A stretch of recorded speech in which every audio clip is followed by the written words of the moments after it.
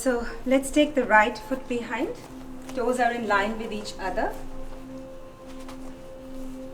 Hands in a T position. Pivot to face the back of the class. With an inhale, reach with your hands forward. And when you cannot reach further forward, pivot your hands. With the left hand stacking on top of the right. Our body is in one plane. We are not leaning forward.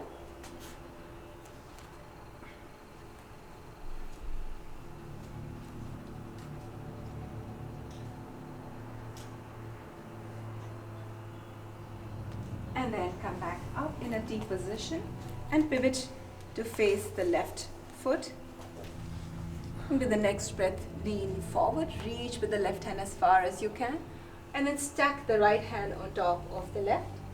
Look towards the right fingertips.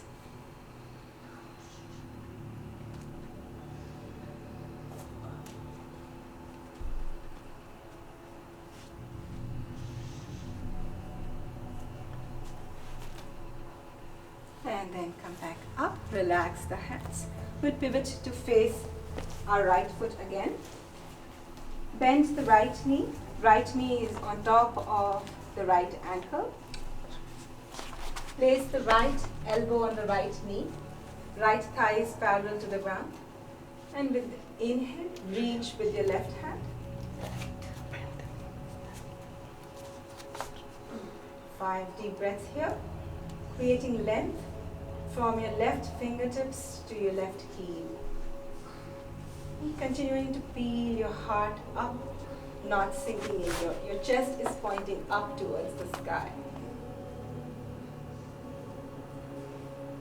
And keeping the legs where they are, transition your hands to Virabhadrasana 2, looking towards the right fingertips. Your knee is pointing towards the right pinky toe. Left foot is parallel to the left edge of the mat.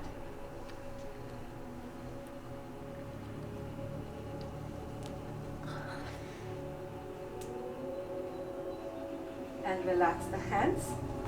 And pivot the right foot in so that your big toes are pointing slightly inwards. Clasp the hands behind you.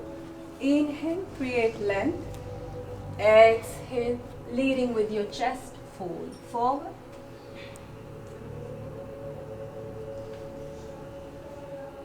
Walking the palms away from the chest. Leaning your weight into the front part of the foot. With every inhale, reach the crown of your head towards the mat. With every exhale, take your tailbone up towards the sky.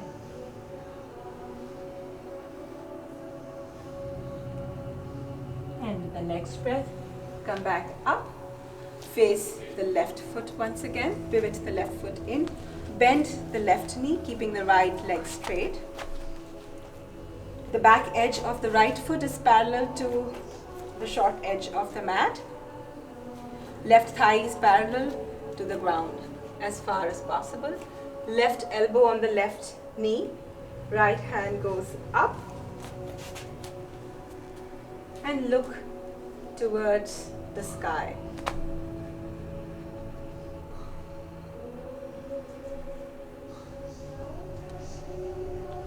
Check in with your Ujjayi breathing.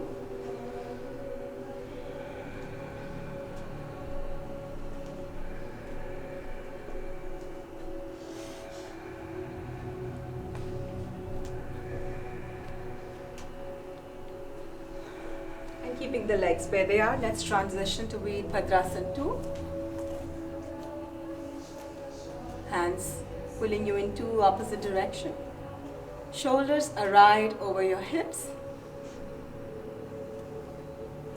We have a tendency of going forward or backward. We don't want to do that. We want to stay static. Hands are strong, legs are strong. And keep exploring how much distance you have between your feet. You want to make it as high as possible, as much as possible. Keeping your heels in line with each other. And once again, relax the hands, straighten the left leg. And once again, let's pivot both the feet, pointing slightly inwards. Clasp the hands one more time. This time, let's do the non-habitual way. Inhale, create length. Exhale, leading with the chest, fold forward.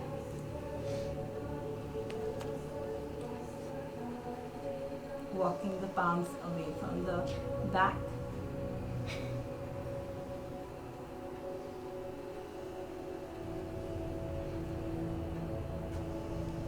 And if you're practicing at home and want to do a few more rounds of this, you will have the option of placing the hands in line with your feet, or option to grab your big toes with your 2 fingers,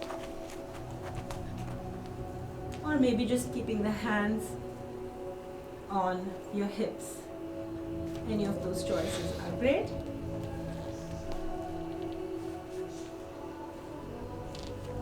And with the next breath, come back up. And let's join our feet to face the front of the class. Let's keep our feet hip distance apart. Slide the right foot behind. Right heel is going towards the right corner of the back, right back corner of the mat.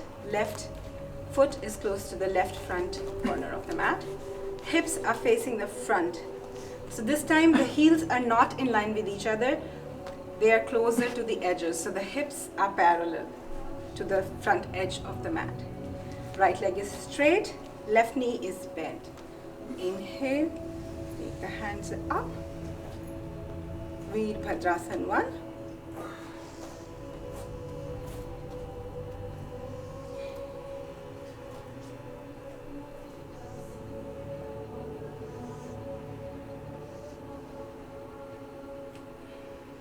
And then bring the hands to your heart. Shift your weight to the left foot. Raise the right foot up. Right foot is flexed.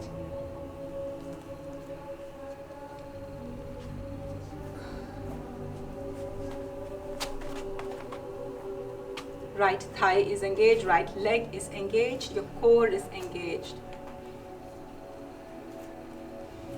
And then with the next breath, frame your foot with your fingertips, taking the right leg further up and taking your forehead closer and closer to your shins.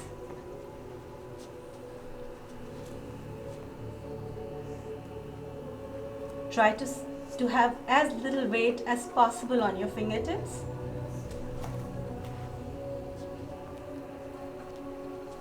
Maybe even try to wrap the left ankle with your hands as you're progressing deeper into the practice.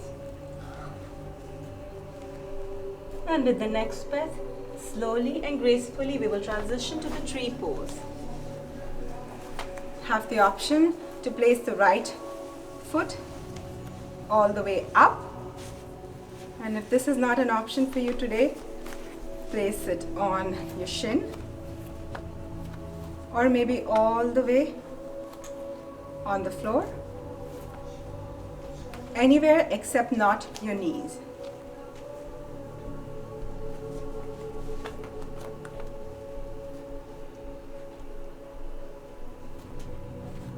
You can take any position with your hand.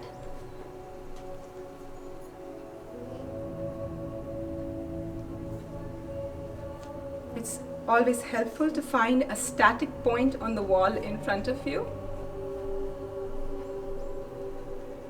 and use your drishti as a limb to help with your balance.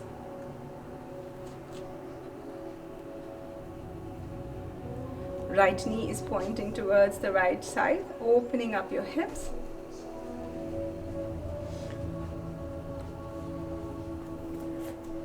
And relax the hands and bring the right foot down. We'll do the sequence on the other side. Slide the left foot behind.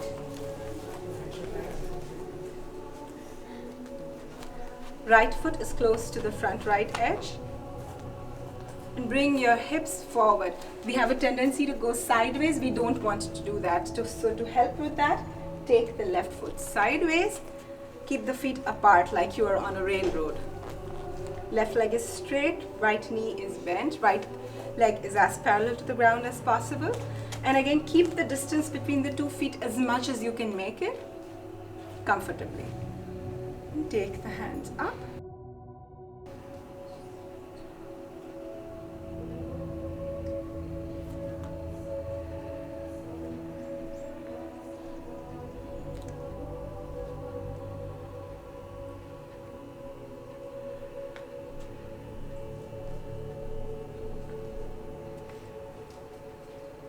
And then hands in front of the heart. Shift your weight to the right foot.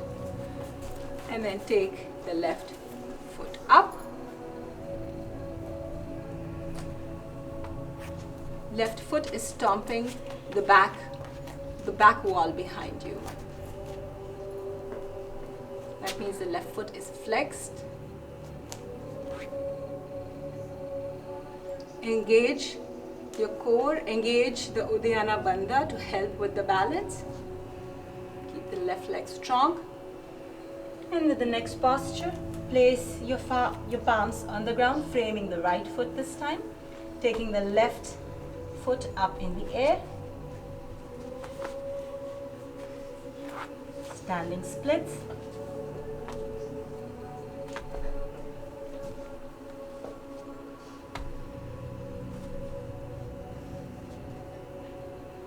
And then slowly and gracefully transition to the tree pose on the other side. Once again, pick the option that works for you today. You can place your left foot on the left ankle, on your left shin or your left thigh.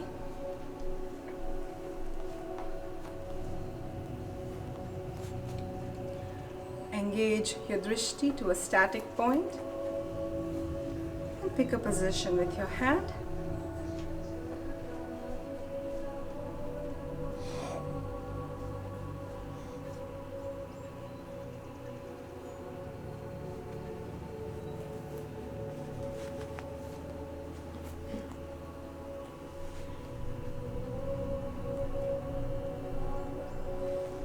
And then release your hands and slowly and gracefully come back to the standing position.